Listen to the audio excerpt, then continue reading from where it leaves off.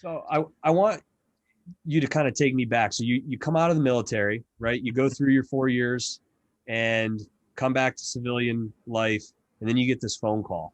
I mean, dude, to sell your stuff and go back over into a danger field. I don't know if I could do that. I would like to say that I could. That'd be hard.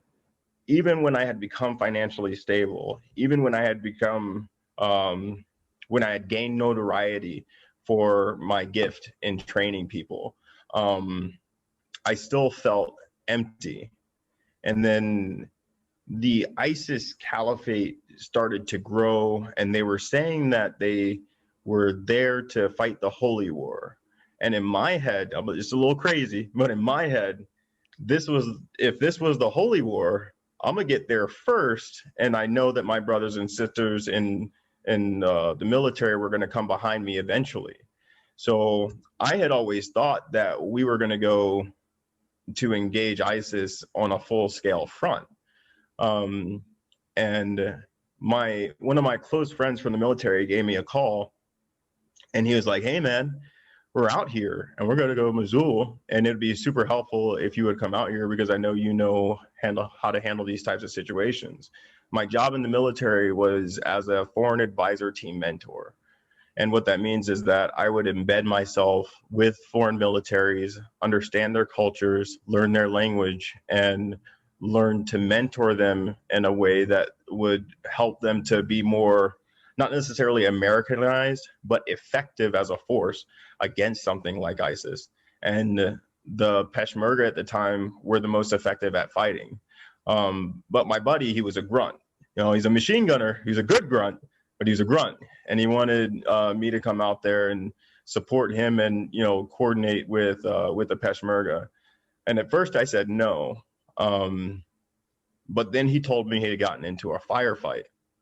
And selfishly, that was the one part of Afghanistan that I did not get to experience. I never fired my weapon. I did a lot of yelling. I did a lot of hearts and minds work. But when it comes to eliminating the threat that was at hand, I had never gotten the opportunity to do that. I wanted to protect my brother. And there's no satisfaction that I got out of being a personal trainer or being a manager of personal trainers. There's no dopamine response. I got no zing out of that.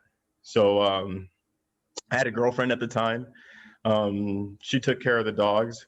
I canceled my lease early, and I sold what I could, and what I couldn't sell, I threw away. And I used it to get, I got the vest for bullets, but you couldn't get the SAPI plates because the SAPI plates meant you were a combatant and they would send you back.